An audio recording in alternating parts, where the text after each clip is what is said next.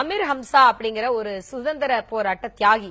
அவர் இந்த நாட்டுக்காக தன்னுடைய எல்லா வளத்தையுமே விட்டு கொடுத்தாரு. தன்னுடைய வியாபாரம் மூலமா தன்னுடைய சொத்துக்கள் எல்லாத்தையுமே விட்டு கொடுத்தாரு. ஆனா அவரோட குடும்பத்தினோட நிலைமை என்ன அப்படின்றத நாங்க நேர்ல போய் பார்த்தோம்.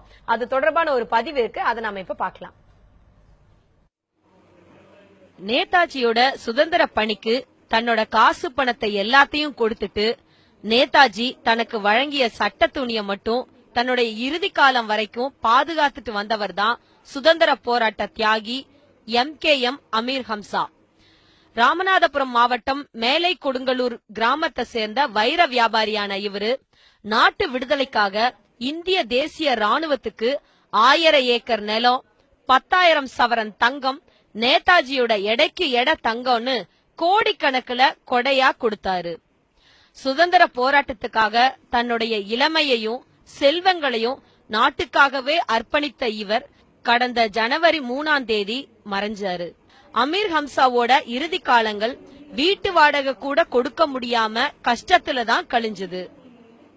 வீடு கூட எனக்கு கிடைக்கல. ஒரு வீடு இருந்தாலும் நம்மளுக்கு ஒரு நல்லா இருக்கும், ஒரு இடம் இருந்தாலும் அதுலயாவது நாங்க இருந்துக்கிறோம். ஒரு வீடு கிடைக்கல. இப்ப வருமானத்துக்கு ஒண்ணுமே இல்லை. நான் எவ்வளவோ முயற்சி பண்ணிருப்போம். அப்பா இறந்த பிற்பாடு எல்லாரும் வந்தாக போனாக எல்லாம் இருந்தாங்க.